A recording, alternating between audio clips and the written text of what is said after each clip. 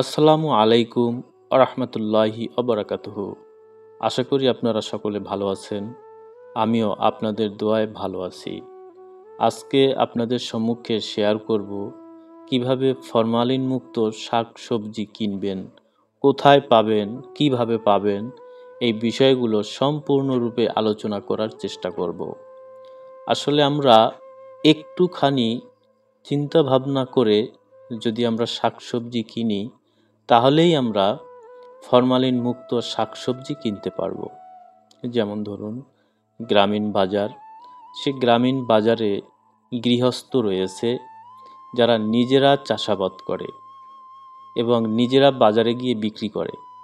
তারা কি করে, ধরুন কেউ লাল শাক তৈরি করলো, চাষ করলো, সে কিছু আইডিয়া নিল যে আজকে বাজারে কতটা পরিমাণে লাল শাক চলতে পারে, ততটা পরিমাণে সে বাজার থেকে ক্ষেত থেকে বাজারে নিয়ে আসে আর সেগুলো বাজারে বিক্রি করে তিনি চলে যায়। এইখানে ফরমালিন দেওয়ার আর কোনো সুযোগ থাকে না।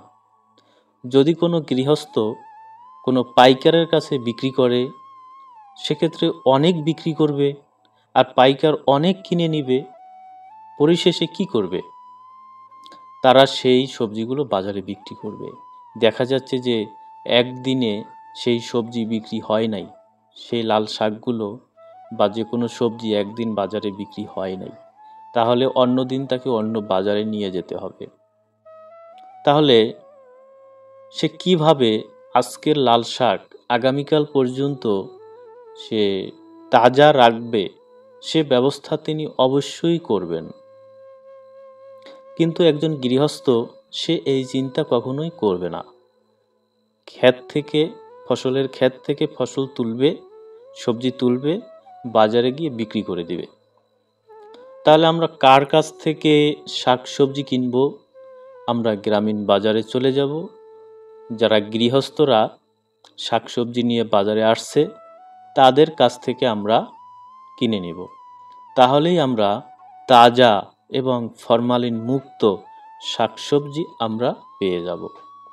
এখন কথা হচ্ছে, যারা শহরে রয়েছেন তারা না, যারা শহরে রয়েছে তারা কখনোই গ্রামীণ শাকসবজি পিওরভাবে কিনতে পারবে না বা পাবে না, সম্ভবও নয়।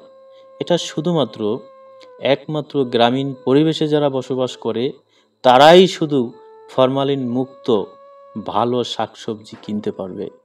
এর বিকল্প আর কোনো পথ নেই। ভিডিওটি ভালো লাগলে অবশ্যই আমাদের সাথে থাকবেন।